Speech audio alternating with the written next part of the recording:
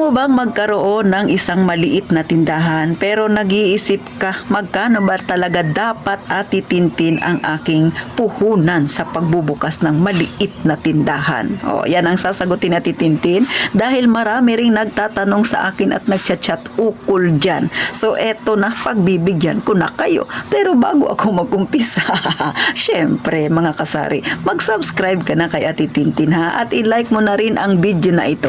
At kung ikaw ay datihan ng subscriber at relate na relate ka, paki-like naman ito sisi at paki-share na rin kung hindi ka busy. Kaya tayo nang chismisan. Alam nyo mga kasari, sa pagbubukas ng maliit na tindahan, lalo na sa mga kagaya nating nasa masang pamumuhay, gaya ng palagi kong sinasabi, hindi kailangan ang malaking puhunan kung talagang wala ka pang ganun kalaki na perang naiipon. Halimbawa, 5,000 lang ang naiipon mo, ang naitatabi mo. Kasi nga, pag lumalaki na yung ipon mo, nababawasan, kaya nagkaka-emergency ka at hindi yan maiiwasan dahil nasa masa ang ating pamumuhay. Tayo ay nasasabi nilang nasa laylayan, no, di ba?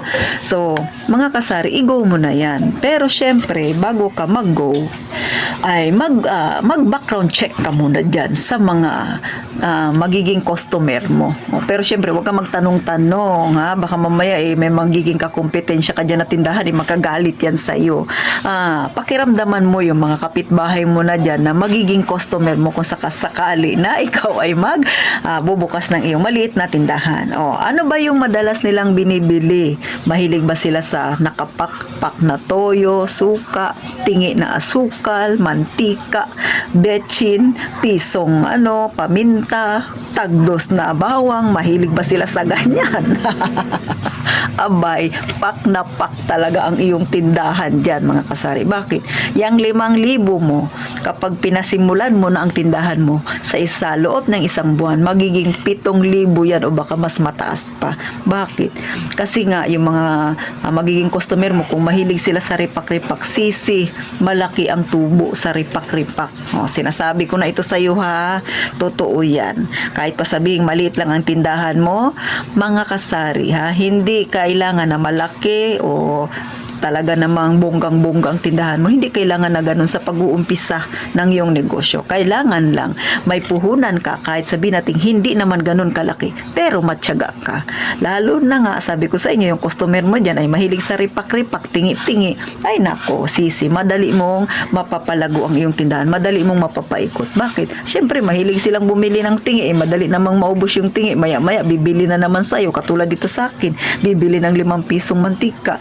Mga 2 oras lang, balik na naman siya. Kaya magbili na naman daw siya ng 5 pisong mantika. Kaya yung una niyang binili, nakulangan siya. Kaya nagprito siya ng isda. O di ba mga kasari? At saka talaga, malaki ang tubo sa ripak-ripak. Yan ang sasabihin ko sa inyo. Kaya, huwag kang magdalawang isip na i-go na yan kung 5,000 pa lang ang naiipon mo at sa tingin mo ang mga kapitbahay mo, ganyan ang style nila, mahilig sa ripak-ripak mga kasari. Pero syempre, mga kasari, kung meron kang mas malaki na puhunan, maganda din yun, no, diba?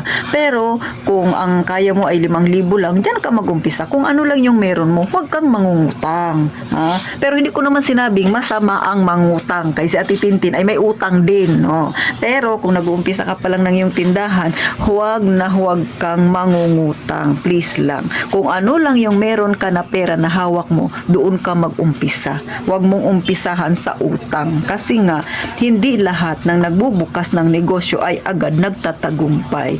Sabihin na natin hindi mo sinasadya na mishandle mo yung iyong negosyo, at least wala kang utang. Pero syempre, wala namang nagnegosyo na ganyan yung iniisip na lulubog yung tindahan niya. Walang ganun.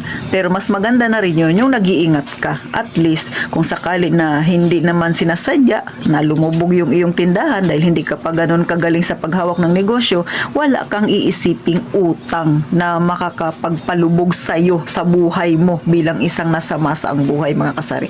So yun yung iniiwasan natin, na imbis na paunti-unti ka nang makaahon, maglubog ka kasi nga nangutang ka ng pinampuhunan mo, pinandagdag mo sa puhunan.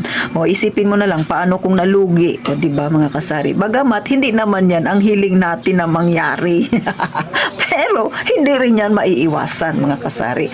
Lalo na kung ikaw ay kauumpisa pa lang, tapos hindi mo pa ganun kagamay, tapos marami na nagpaparinig sa'yo ng mangungutang at hindi ka makahindi, paano yan? Pautang-utang ka dyan. Tapos yung dinagdag mo sa yung puhunan ay utang yung kalahati, di ba? So mahirap yung ganun mga kasari. Kaya hanggat maaari, mas maganda magpasimula ka ng iyong negosyo, sarili mo talagang pera. Kahit na maliit pa yan, madali na lang yan palakihin. At least wala kang iniisip na bayarin, di ba? Kesa sa malaki nga yung puhunan mo, tapos yung halos kalahati niya ay pinangutang mo naman. Paano kung nalugi ka? May babayaran ka pa buwan-buwan, di mas lalo kang mahihirapan. So yan ang laging ipinagpapauna ni Ate Tintin na huwag talaga munang mangutang mga kasari. Bagamat si Ate Tintin ay may utang.